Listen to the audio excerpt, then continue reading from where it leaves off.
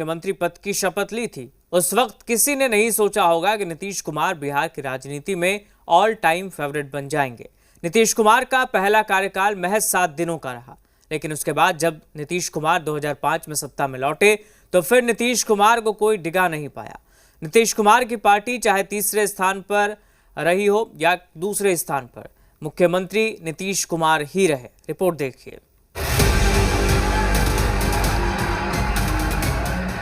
मैं नीतीश कुमार सत्य निष्ठा से प्रतिज्ञा करता हूँ कि मैं विधि द्वारा स्थापित भारत के संविधान के प्रति सच्ची श्रद्धा और निष्ठा रखूंगा।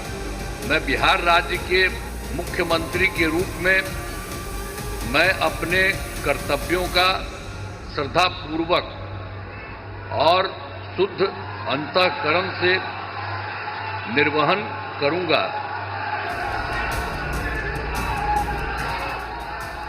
पटना का ऐतिहासिक गांधी मैदान और यहां उमड़ी लाखों की भीड़ बिहार की राजनीति में नीतीश कुमार की ताकत की ऐसी गवाही है जिसकी गूंज देर तक सुनाई देती रहेगी। मुख्यमंत्री के तौर पर 10वीं बार शपथ लेते नीतीश कुमार 74 साल के हो चुके हैं, लेकिन 2025 के चुनाव में जिस शक्ति से उभरे हैं उसकी चर्चा चहुं ओर है। बिहार राज्य के माननीय नीतीश कुमार जी के नेतृत्व में बन रही इस सरकार के लिए मैं उत्तर प्रदेश की जनता जनार्दन की ओर से हृदय से बधाई देने के लिए यहाँ पर आया हूँ। ये जनता के विश्वास की जीत है, सरकार के प्रयास की जीत है और बिहार में विकास की जीत है। नीतीश जी ने जो बिहार में काम किया है उसको एक प्रकार से लोगों ने फिर एक बार वोटों के माध्यम से आशीर्वाद दिया है। 5 दशक से ज्यादा की राजनीति के बाद नीतीश कुमार अगर बिहार की जनता के लिए मुन्ना बने हुए हैं तो इसके कई पहलू हैं। मुन्ना दरअसल नीतीश कुमार के घर का नाम है। मुन्ना यानी कि लाडला। 74 की उम्र तक नीतीश कुमार अगर जनता के लाडले बने हुए हैं तो ये सिलसिला एक कहावत को चरितार्थ करता है। कहावत फिनिक्स नाम के पक्षी की, जिसके बारे में किंवदंती है, वो राख से भी उठकर खड़ा हो जाता है। नीतीश कुमार बिहार की सियासत में उसी किंवदंती को साक्षात चरितार्थ करते हैं। कैसे, इसके लिए आपको एक छोटा सा फ्लैशबैक दिखाते हैं। नीतीश कुमार पटना के इंजीनियरिंग कॉलेज में पढ़ते हुए यूनाइटेड स्टूडेंट्स फ्रंट से जुड़ गए थे। राजनीति का ककहरा उन्होंने कांग्रेस की सरकार के खिलाफ छात्रों के आंदोलन से सीखा। एक प्रदर्शन में तो पुलिस ने फायरिंग कर दी, तब एक गोली नीतीश कुमार के कान को छूते हुए निकल गई थी। नीतीश कुमार बाल बाल बचे।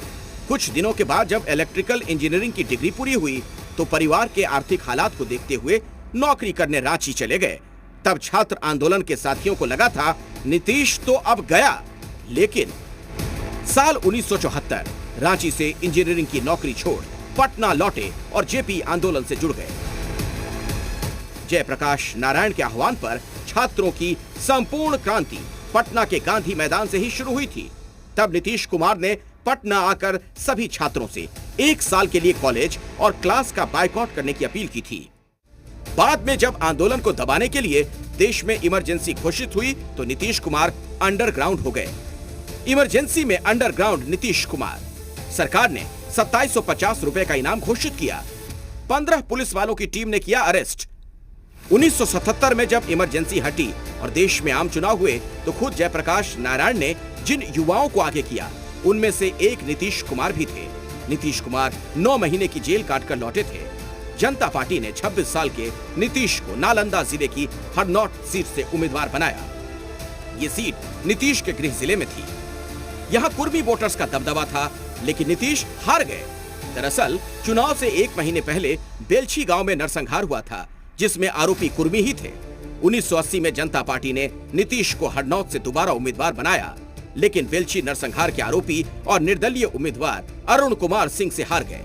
1985 के चुनाव में तो नीतीश कुमार ने कसम खा ली, अब की बार हारे तो राजनीति छोड़ देंगे। सोचिए, ये तीसरा मौका था जब नीतीश कुमार बिहार की सियासत से आउट होने की कगार पर थे।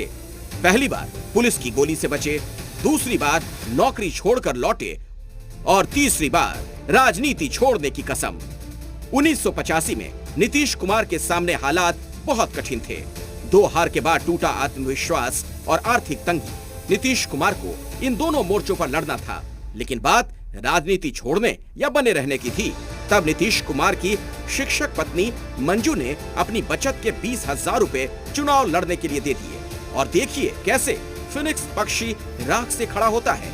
नीतीश कुमार उसी हरनौत सीट से 1985 के चुनाव में 22,000 वोट से जीते।